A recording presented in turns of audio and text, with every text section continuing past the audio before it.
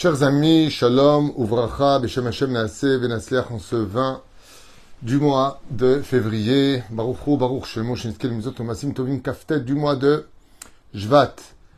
Ce soir, ce sera Be'ezrat Hashem, Rosh Chodesh Shinizkel Yeshuot Venechamot. Nous avons un très très joli shiur avec l'aide d'Hashem acheté par Kevin Zetoun Ayaka pour l'anniversaire de son fils Elia Shlomo Ben Sarah. Pour une bonne éducation, Simcha, Shalom, Yeshuot, Venechamot, sur le chemin de la Torah des Mizot Maasim Tovim, à qui on souhaite tous les bonheurs du monde. Elia Shlomo Ayakar, Be'ezrat Hashem, nous allons commencer ce shiur avec un petit Dvar Torah que j'ai écrit d'ailleurs, pour ne pas l'oublier. Quoiqu'en général, grâce à Dieu, quand il s'agit de Torah, on n'oublie pas les choses. Chez les Chayum Ledet Sameach Tzadik, et remercie tes parents pour t'offrir ce très très beau shiur. Nous sommes dans la paracha de Teruma, où Akadosh Baruch Hu nous demande de lui construire, Be'ezrat Hashem, une pseudo-maison pendant ces 40 années à passer dans le désert, afin qu'il puisse nous donner rendez-vous, un point de rendez-vous entre le peuple d'Israël et son créateur, entre les créatures et son créateur, si vous préférez. Et ainsi donc, il faut savoir que dans la vie de chaque juif, comme l'explique le Midrash, nous avons tous le devoir de préparer partout où nous sommes une place pour Dieu dans notre vie. Par exemple, dans notre corps, eh bien, ce sera dans notre cœur.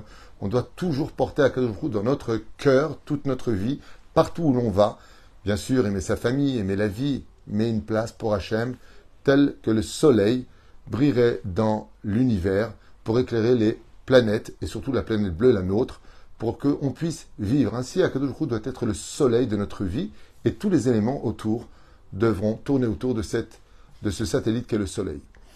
Dans notre maison, on doit avoir un endroit où on prie, un endroit où on peut étudier, un endroit où il y a la bibliothèque et nos livres de Torah, et un endroit pour Dieu.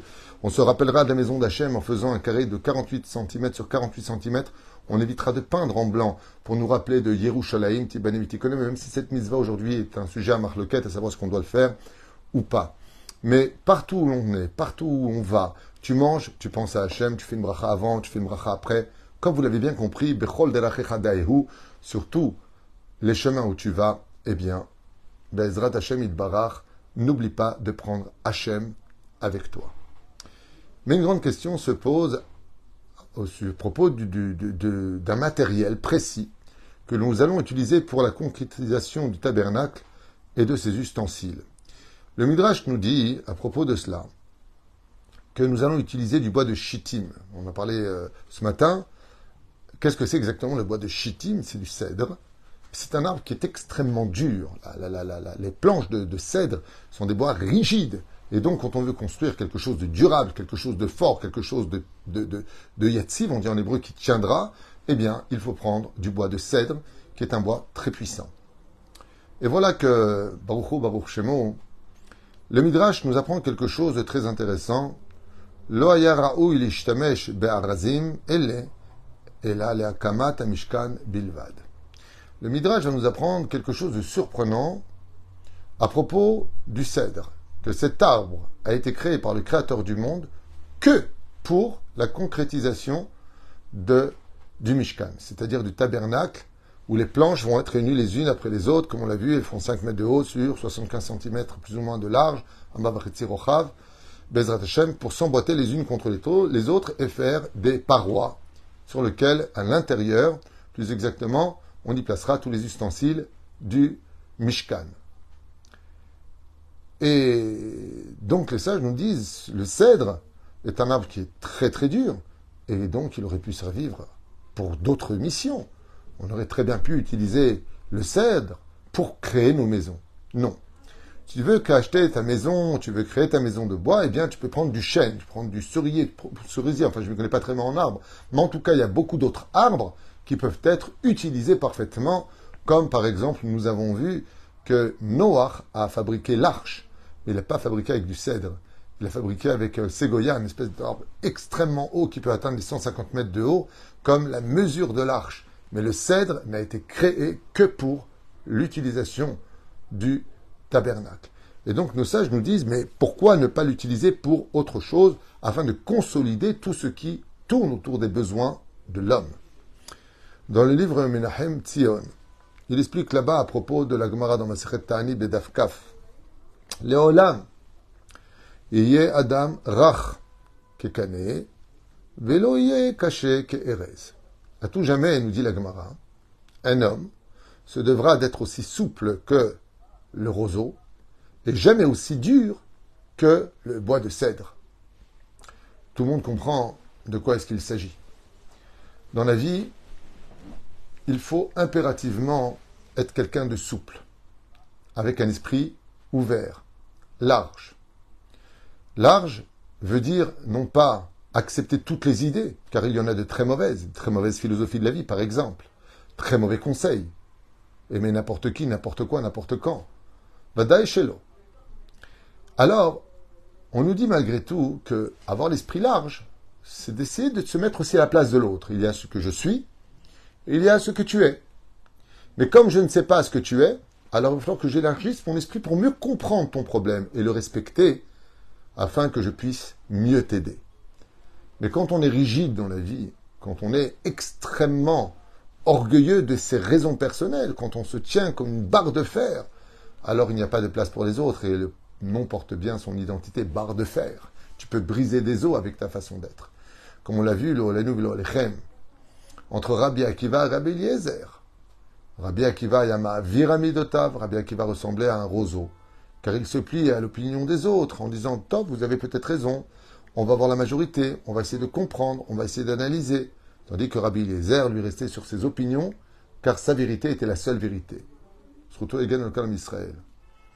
La Mishnah nous apprend d'ailleurs, Amdim Tzfufim, parmi les 10 miracles qui eurent lieu dans le Bet Amikdash, Amdim Tzfufim ou Mishtahavim Revachim. Quand nous nous tenions les uns collés aux autres, car nous étions tous dans le parvis, dans la cour du Bet Amikdash, comment le peuple entier pouvait-il rentrer? Nous étions compressés comme des sardines dans une boîte. Mais au moment où on se prosternait au Mishtarafim, Revachim, et quand par contre nous étions capables de nous assouplir, de nous prosterner devant le roi des rois, alors, comme explique le Balatanya, Bezrat Hashem, le Hanour Azaken, il dit de cette Mishnah-là, comment il faut la comprendre, que quand dans la vie tu es quelqu'un de rigide, avec des principes, et il n'y a rien qui passe, et nous, les Marocains, les Tunisiens, les Algériens, les Ashkénazes, les machins, les trucs, nous c'est comme ça, et c'est pas autrement, et c'est carré, et c'est... On lui dit, Baba, toute ta vie tu vas être stressé, tu vas être compressé. Tandis que si tu étais quelqu'un de plus conciliant, plus convenant, plus souple, plus agréable, eh bien tu vivrais beaucoup mieux. Ce sont tous ces ulcères et ces maladies que tu te crées toi-même. Maintenant que nous avons compris ces explications qui sont si claires, alors les sages nous disent Anachon.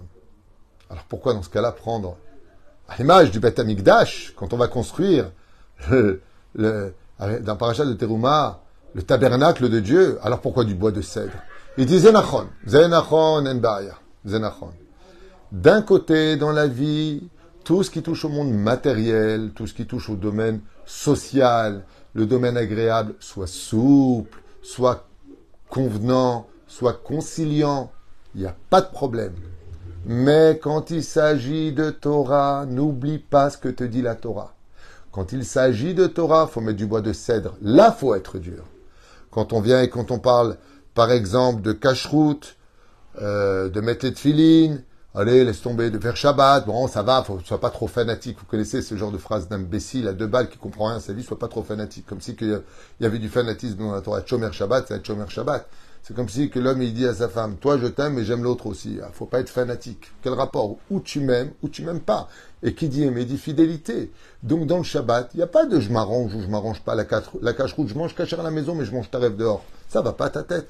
Là, on lui rappelle, n'oublie pas, que quand on a construit la maison pour Hachem, où chaque juif se doit de construire dans son cœur, dans sa maison, dans ses paroles, une maison pour Hachem, là, par contre, quand on parle de Dieu, il faut être rigide comme le cèdre.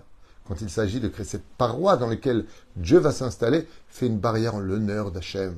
Et là, à ce moment-là, quand, par exemple, il y a les lois de la Nida, ne te permet pas d'être souple. Oh, ça va, bon, viens près de moi, c'est toi, ça va, on va pas aller ensemble jusqu'au bout. Donc tu prends la main de ton épouse ou tu lui donnes un verre de main à main sous prétexte qu'il faut être souple dans la vie. Lolololo.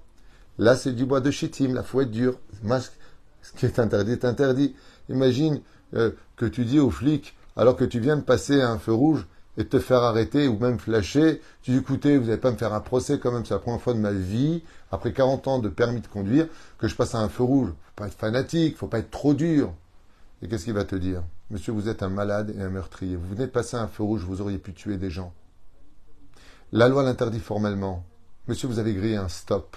Quand il s'agit de Torah, vient la Torah nous dire, n'oublie pas quel bois a été utilisé.